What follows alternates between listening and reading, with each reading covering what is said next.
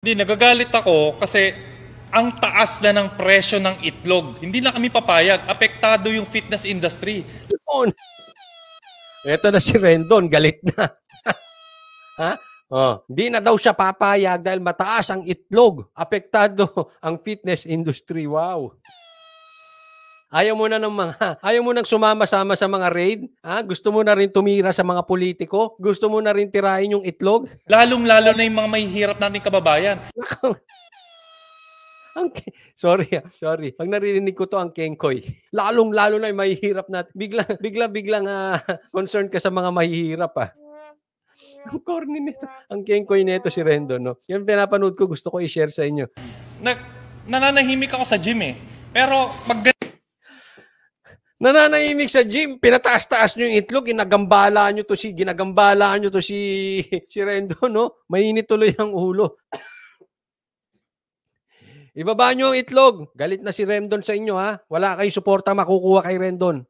Ganito, hindi ako makakapayag na ganito yung mangyayari sa atin. Gawan ninyo ng paraan yan. Gawin ninyo ang lahat para mapababa ang presyo ng itlog. Yun, tapos. Gawin nyo lahat. Kayo, tamba. Pumunta kayo ng palengke. Ha? Gawin nyo lahat para bumaba ang... Gusto nyo upakan kayo ni Rendon?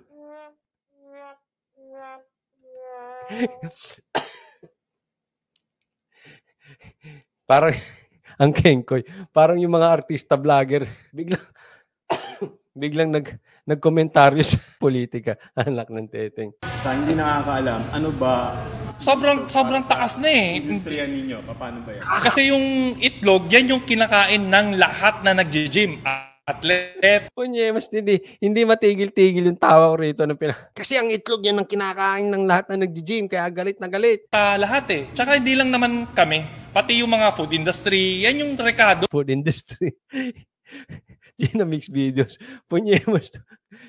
Itong cut mo ha. Cut version mo ito si Rendon. Pambira. Ay, sumama ka dun sa mga TVJ vloggers. Na nagko-komento ng politika. Lahat ng kumakain ng itlog, magsama-sama tayo. Finish na. Hoy, bukas mananawagan ako. Sa Luneta tayo. Lahat ng kumakain ng itlog. Alam mo, feeling ko malakas na akong kumain ng itlog. Ha? Nakaka-4-5 itlog ako sa maghapon. Mamaya pakinggan yung nakakailang itlog to si Rendon. Kaya ramdam ko yung kanyang hinagpis. Kasi kung ako 5 itlog, 4 na itlog lang nakakain ko sa araw, masakit. Siya ilan? Talagang masasaktan. Ha? Sinong sasama? Magrarally kami. Ipaglalaban namin ang karapatan ng itlog. Dapat yan ay mabawasan ang presyo. Huwelga tayo, hindi pa pwede yan. Kasi, bro, yung mga mahihirap nating kababayan, ulam na nila yan eh. Minsan nga, 3 itlog lang. Hinahaluan lang ng sardinas yan. Ulam na ng buong pamilya. Pinaparinggan mo pa ako ah. Yan ang almusal ko eh. Brunch. Itlog tsaka sardinas eh. Ha? Kasi kung nakikinig yung kasambahay ko, tulog pa eh. Ha? Nauna pa ako magising. Tama, Pinoy News Files. Ha? Sumama ka kay Speaker Romualdez tsaka kay Erwin. Ha? Magtayo kayo ng itlog party list. Yan eh. Ano na mangyayari? Tapos nabalitaan ko pa, ang pagtaas ng presyo ng mga bilihin, hindi lang itlog, hanggang next year pa. Ang pinagtataka ko, wala namang shortage. Wala namang bird flu. Bakit pataas ng pataas? Kawawa yung mahihirap eh. Yung taong bayan, nararamdaman ko kasi sila. Walang yan, na-rape na naman ng mahihirap. Para lang ma-promote yung sarili. Tinamaan naman yung mahihirap. Na hindi makahabol yung mga kababayan natin sa bilis ng pagtaas ng presyo ng bilihin. Sama ako, mag-rally tayo bukas. Lalo na yung itlog. Ang issue kasi yung itlog, kailangan daw timbangin kasi nandadaya raw sa... Pero weirdo yan ha. Meron na ngayong usapin nasa news, di ko na lang binalita sa inyo. Hindi na daw per piraso ang gagawin sa itlog, timbangin, pambihir. Kung ano-ano naiisip nyo para kayong mga ano. Palengke, kunyari small, binibenta ng medium. Kaya kailangan timbangin na raw ang mga itlog na yun. Hindi, pero pababain nila. Naiintindihan ko naman yun eh. Ay, payakap to, Pinoy News Files, payakap daw. Subscribe po kayo dyan na Pinoy News Files. Mga nagbebenta sa palengke, eto nga, merong recent news na binabash pa si House Speaker Romualdez. Ako, yun na sinasabi ko, pinagtanggol si Romualdez. Palagay ko magkakaroon talaga ng ano, ha? Magkakalog ng itlog, hindi na tinggog, itlog party list. Ha? Pinagtanggol. Pinagtanggol sino pa? Si Erwin Tulfo, pantagol mo rin. At si Kong Erwin Tulfo na Sabi ko na eh. malasakit na sila na imbestigahan ang pagtaas ng mga presyo ng bilihin. Pumunta sila mismo sa palengke. Eto, news lang to. Nababash pa sila. Dapat Ay, updated ka sa current events. Rendon. Magugulat ka, no? Ha? Kasamahan na nito nila Franz Castro pinagtatanggol si Speaker Romualdez. Grabe. Kung saan-saan galing ang mga kaalyado ninyo, ha? Oy. nga yung mga ganyang tao, yung mga ganyang leader natin, suportahan natin. Kasi wala na magmamalasakit. Buti nga sila pumuntang palengke. Eh kung ako ang Totoo naman, may sense yung sinabi niya, kaya lang parang kengkoy kasi. Ha? Tatawag pa ng rally para ibaba ang itlog. pumunta sa palengke at nakita ko na mataas yung presyo ng itlog, eh magkakagulo tayo. Ano pwede nyo? Pasensya na, ako, nagbago na ako. Alam mo yan. Nagbago Buti daw, ang nagpunta sa palengke sila Romualdez, hindi daw siya. Kasi kung siya ang pumunta sa palengke, magkakagulo. Ang sosyal mo, hindi ka namamalengke. Ako namamalengke, ako rin doon. Ha? Sige nga, try mong magpunta sa palengke na magkagulo doon. Akala mo, kahit yung mga tagahiwa ng isda, baboy doon, akala mo kahit maliliit sa'yo, uurungan ka noon. Gusto mo malagyan ng gripo sa gilid? Matatapang yung mga nasa palengke. Grabe ang OA nito. Pupunta lang sa palengke, magkakagulo daw dahil mataas ang presyo ng itlog. na po ako. Pero Bago na daw siya. Paano ka hindi magbabago? Eh nasoplak yung raid pa effect mo. Kung hindi yung nasoplak, kung hindi nasuspindi, yung pulis, tuloy-tuloy ang pang-raid mo. Tuloy-tuloy ang pagsama mo sa raid. Huwag ka na ano dyan. Sa totoo lang nasoplak. So hindi bumenta. Napigilan ka ngayon, wala nang gusto magpasama sa'yo sa raid. So ngayon, sausaw ka naman dito, sama ka dito kay Romualdez. Sila naman ang ipagtatanggol mo. Hindi, ang kengkoy niya talaga, panuorin nyo to. Matatawa kayo. walang magsasalita tungkol sa mga ganitong nagaganap sa Pilipinas. Sabi ni Maria Jesus, magkano kaya ang bayad sa kanya? hindi naman siguro babayaran ng politiko nito. Napakatanga naman ng politiko magbabayad dito. Hindi naman siguro bayad to. Kulang lang to sa ano. Gusto lang na ito na exposure, baka ganyan lang. Or ano lang. Siyempre, pinaninindigan niya yung kanyang paipek eh. Yung talagang matapang, magkakagulo. Ano mo na. Pero pag pumasok sa politika, medyo out eh. Wala mangyari sa atin. Kasi Ano ba yung mga, ano mo rito, mga kabig mo rito? Kasi hindi naman kulang ang supply. hindi naman kulang ang supply. Nakapagtaka nga eh. Walang shortage po. Oh. Tapos, wala namang bird flu. Bakit ang taas ng presyo ng itlog? Oh, dapat may bird flu kung magtataas kayo ng itlog, ha? Kayo nasa palengke, ha? Yun eh. Yun ang tanong ko eh. Di ba? Fiona side, correct. Baka kulang sa pansin. Ito, gusto kong Sabi niya. manawagan sa DTI.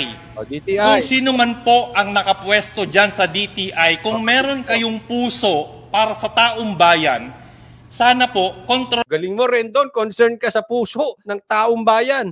Ang galing mo. Ay, Rendon Labrador for Senator. Concern ito sa puso ng taong bayan. Ayoko na sa Pilipinas. Ay naku, what's happening to the Philippines? Binigyan ka pa talaga ng espasyo nitong News 5 ba ito? kontrolin nyo. Kasi sila yung may karapatan eh. Kayo yung may karapatan. Hindi ka pagpa-interview kay Richard, ano ba yan? Darian ba yun? O pa-interview ka ro kay Richard Darian, magpag-usapan nyo, tapos ano, yan, birahin nyo ng birahin. Sama ka na sa dilaw. Ang mag-regulate ng mga presyo. O napalitan na kasi yung DA natin ngayon, may bago na, hindi na yung Pangulo. O anong panawagan mo sa kanya? Ayun, sana gawan natin ng paraan. Kasi maraming salamat sa pakikisama nyo. Kasi ako, boses lang naman ako ng bayan eh. Ano pa na Ito, boses ng bayan. Nakakatawa itong siya. panawagan mo sa egg board? Kasi yung egg board ang may hawak niyang presyo ng itlog, supply ng Hindi, itlog. gawan ninyo ng paraan yan. Hindi po pwedeng puro dahilan. Umaksyon kayo. Kung gusto nyo magmayabang, gusto nyo magpakita ng gila sa taong bayan, kontrolin nyo. Kasi kawawa eh.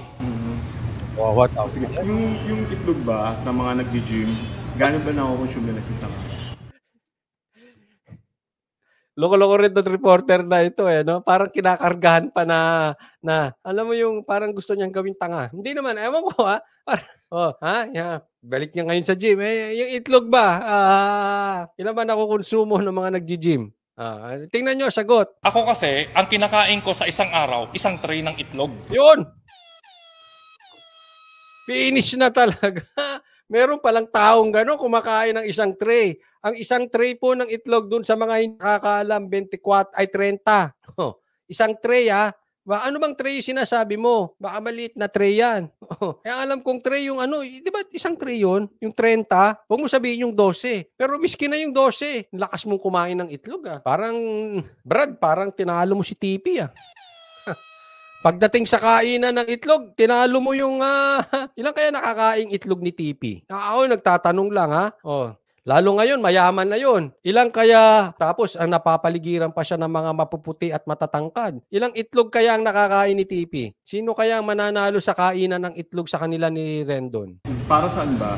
Pampalaki ng katawan. Kaya Mark Agustin, dito Anli Egg, Rendon. Hoy, saan yan? nga nababadrip din ako, brother Pasensya na po Talagang, na-apektuhan ako At magpapasko. Magpapasko pa, di ba? Ang hirap ng buhay Tapos hindi nyo makontrol yung presyo. Hindi ba pwedeng gawa ng paraan yan? I-regulate natin yan, di ba?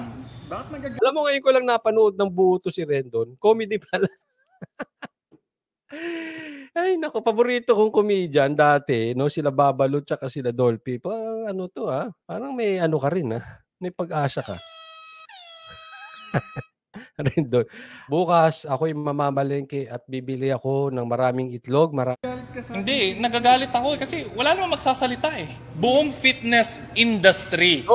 Lahat ng taong nagji-gym, lahat ng taong kumakain ng itlog, apektado. Apektado kami. Ako naman ay nagsasalita lang bilang boses ng bayan. Nasasaktan ako para sa Pilipinas na bakit hindi natin matulungan yung mga kababayan natin. Kahit Pasko magpapasko tapos ang taas ng mga bilihin. Kawawa Last, anong panawagan mo nila? Ang panawagan ko, taong bayan, magtulungan tayo. Itong boses ng bayan, tulungan nyo akong iparating ito sa mga tamang government agencies, DTI, kung sino man ang may kapangyarihan dyan. Sana maramdaman ninyo yung hinaing ng taong bayan. Kontrolin nyo ang presyo ng bilihin kahit ngayon lang. Ayun. Thank you.